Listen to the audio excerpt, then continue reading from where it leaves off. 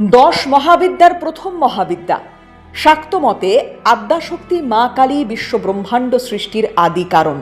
বলা হয় কাল শিবঃ তস্য পত্নতি কালী। শিবের আরেক নাম কাল এবং তার স্ত্রী কালী। মা কালীর উৎপত্তি নিয়ে একাধিক কাহিনী রয়েছে সনাতন শাস্ত্রে।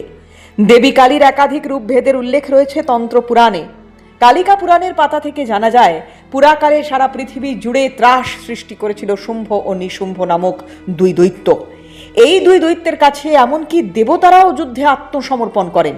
দেবলোক থেকে বিতাড়িত হন দেবরাজ ইন্দ্র। দেবলোক পুনরায় ফিরে পাওয়ার উদ্দেশ্যে তিনি আদ্যাশক্তি মা মহামায়ার তপস্যা শুরু করেন। দেবী সন্তুষ্ট হয়ে আবির্ভূতা হন। তার শরীরের কোষ থেকে সৃষ্টি হয় অন্য এক দেবীর, দেবী কৌশিকী। মহামায়ার দেহ থেকে নিঃসৃত দেবী কৌশিকী কৃষ্ণবর্ণ ধারণ করেন, যা দেবী কালীর আদি রূপ। দেবতাদের স্বর্গরাজ্য দখলের উদ্দেশ্যে অসুরেরা যখন তাণ্ডব চালাচ্ছে, ঠিক তখনই সৃষ্টি হয় দেবী দুর্গার। অসুরদের প্রধান রক্তবীজ ছিল ব্রহ্মার বরপ্রাপ্ত। তার এক ফোঁটা রক্ত মাটিতে পড়লেই তা থেকে জন্ম নিচ্ছিল একাধিক অসুর।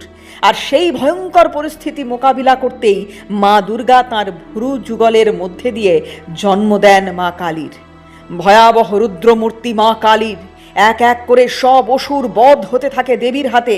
অসুরের শরীর থেকে এক ফোঁটা রক্তক্ষরণ হলেও তা জিভ দিয়ে লেহন করতে থাকেন দেবী। সব শেষে রক্তবীজকে বধ করে সমস্ত রক্ত পান করে নেন মা কালী, যাতে এক ফোঁটা রক্তও নিচে পড়তে না পারে। এভাবেই তিনি ধ্বংস করেন অসুরদের।